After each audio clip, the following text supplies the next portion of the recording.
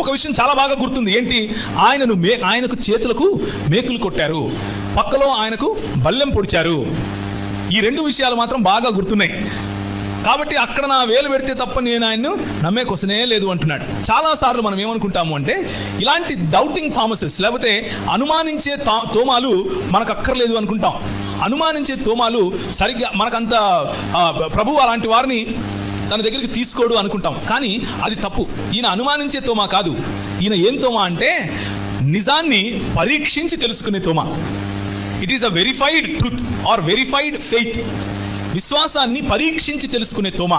ఈ తోమా ఎవరు అంటే, యేసు ప్రభువును చంపాలి అని చూస్తూ ఉన్న సమయంలో, యేసు ప్రభు లాజరు చనిపోయి ఉండగా అక్కడికి వెళ్ళాలి అని వెళుతూ ఉంటే, ఈయన అన్నాడు, let us go with him so that we die అన్నాడు. మనము కూడా ఆయనతో పాటు వెళ్ళి చనిపోదాం పదండి అంటున్నాడు. అలాంటి తోమా ఈయన.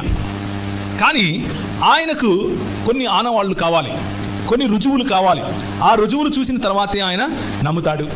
అలాంటి పరిస్థితిలో ఉన్న రోమాకు 8 దినములైన తర్వాత శిష్యులు మరలా లోపల ఉన్నప్పుడు తోమా వారితో కూడా ఉండెను. తలుపులు మూయబడి ఉండగా ప్రభు వారి మధ్య ప్రత్యక్షమై, మీకు సమాధానం కలుగునుగాక అని చెప్పాను. మళ్ళీ వచ్చారు ప్రభు. ఎవరి కోసం?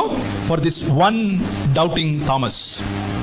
మన ప్రభువుకు ఉన్నటువంటి గొప్పతనం ఏమిటి అంటే, నీవు నీ విశ్వాసాన్ని పరీక్షించుకోవటానికి, నీ విశ్వాసానికి కావలసిన రుజువులు కనుక నువ్వు చూడాలి అని అనుకుంటే, ఆయన తన ప్రత్యక్షతను మాటి మాటికి ఇచ్చే దేవుడు. దేవునికి స్తోత్రం. హల్లెలూయా.